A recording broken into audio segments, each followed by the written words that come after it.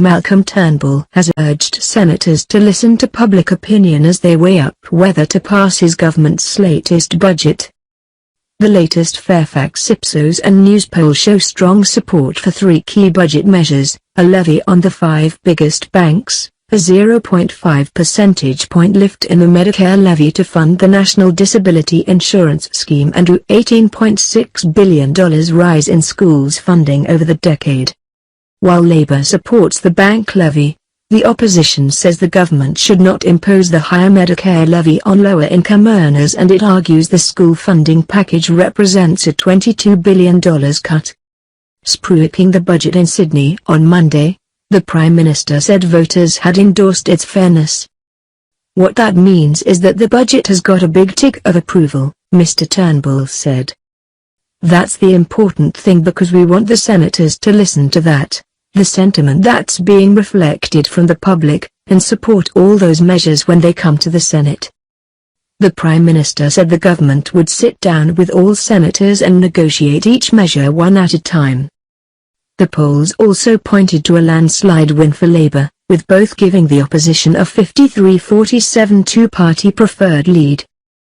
However, Mr Turnbull dismissed this aspect, saying the federal election was still 2 years away.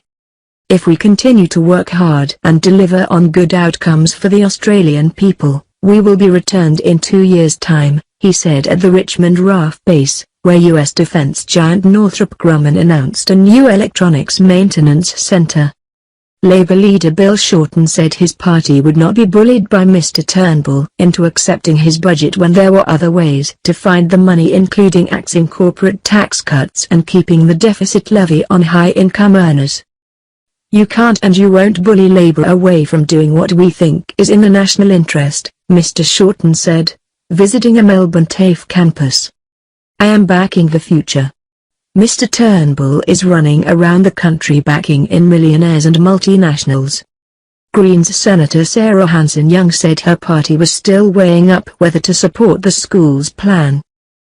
"We want a fairer, more equitable model that looks after our public schools and the most needy schools," she told Sky News.